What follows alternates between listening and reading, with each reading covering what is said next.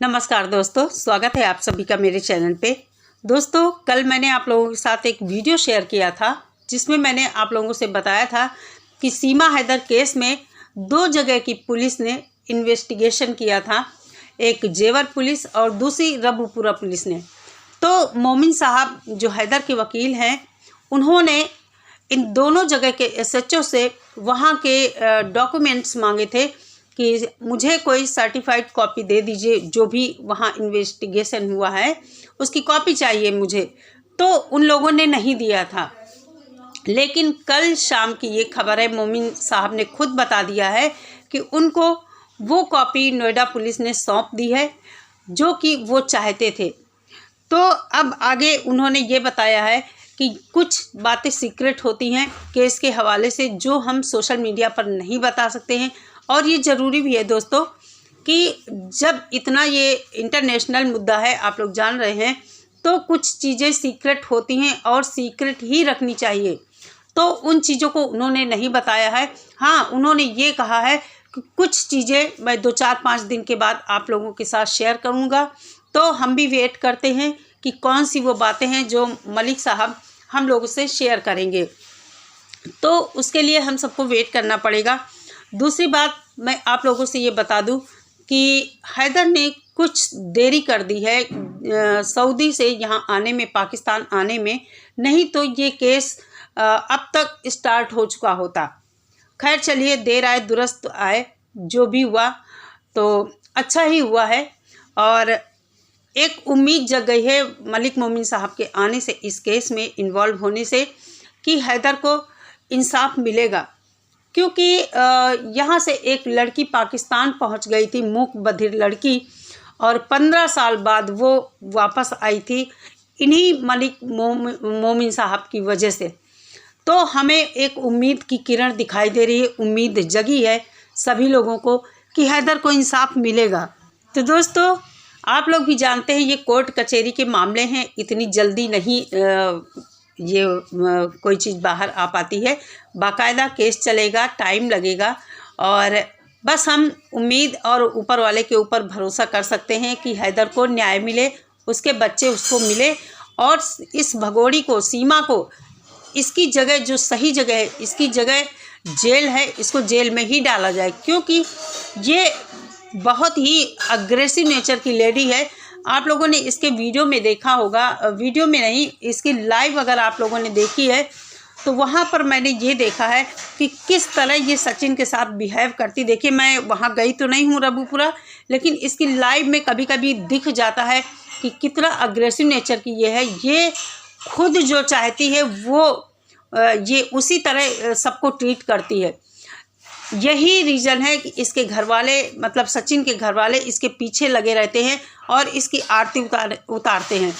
ये लप्पू को ही क्या, पूरे घर परिवार को, लप्पू के परिवार वालों को भी इसने एक जैसा मदारी होता है उस तरह ट्रीट किया हुआ है। जैसा ये चाहती है वैसा ही इसके घर वाले करते हैं, इसको खुश रखते हैं, क्योंकि वो नहीं चाहते कि ये भगोड़ी किसी तरह से नाराज़ हो और उन लोगों के सामने प्रॉब्लम खड़ी हो।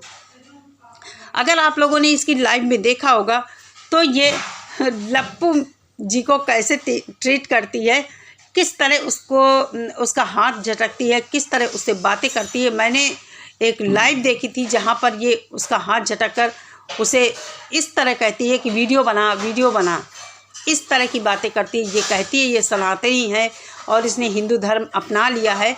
इससे कोई पूछे क्या हिंदू धर्म में ऐसे ही महिलाएं अपने पतियों की इज्जत करती है जिस तरह ये करती है? इस तरह लप्पू को ट्रीट करती है कि आप लोगों ने देखा होगा मदारी को, जिस तरह मदारी चाहता है एक बंदर को, उसे सिखाता है हर चीज़, कि उससे बंदर से जब कहेगा कि ससुराल गए थे, साली ने कैसे किया, तो वो बंदर ठीक उसी तरह बताता है। एक डमरू रख देता है उस पर, बंदर को बैठने के लिए कहता है। मतलब कहने का मतलब है, एक एक इशारा बंदर जिस तरह मदारी का समझता है, ठीक उसी तरह इसने लप्पू को भी एक एक चीज़ आँखों के इशारे से ही ट्रीट करती। मैं क्या ही बताऊं।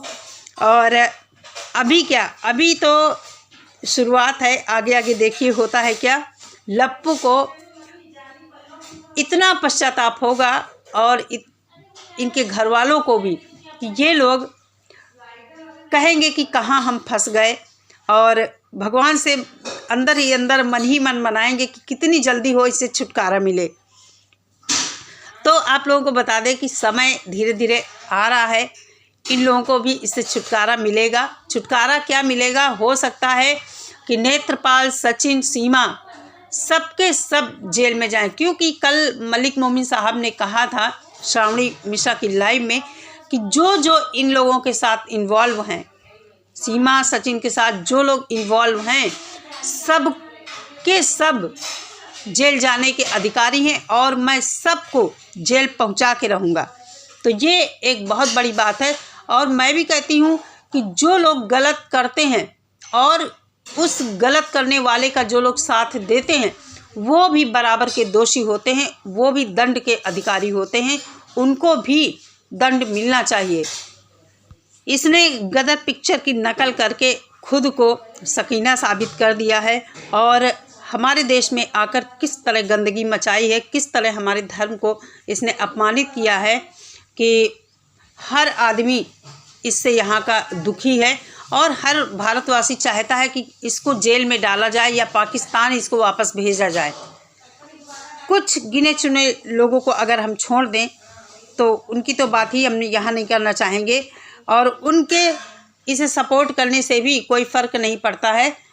बहुत सारे लोग ऐसे हैं कि इसको देखने के लिए इसको सब्सक्राइब तो कर रहे, कभी कभी मन में ये आता है कि इतने ज़्यादा इसके फॉलोअर बढ़ रहे हैं कि ये एक अच्छा संकेत नहीं है। लेकिन ये भी है कि लोग इसको ऊट पटांग बोलने जाते हैं वहाँ पर, इसलिए इसको सब्सक्राइब किए हुए हैं। सपोर्ट में इसके कम हैं, लेकिन इसके अगेंस्ट ज़्यादा लोग हैं जो इसको पसंद नहीं करते हैं। और अपने देश से प्यार करने वाले भारतवासी हम जैसे लोग कभी नहीं चाहेंगे कि ये यहाँ भारत में रहे और हमारे धर्म को, हमारे तीज त्योहारों को, हमारी परंपरा को ये गलत ढंग से समाज में पेश करे, गलत ढंग से दिखाए।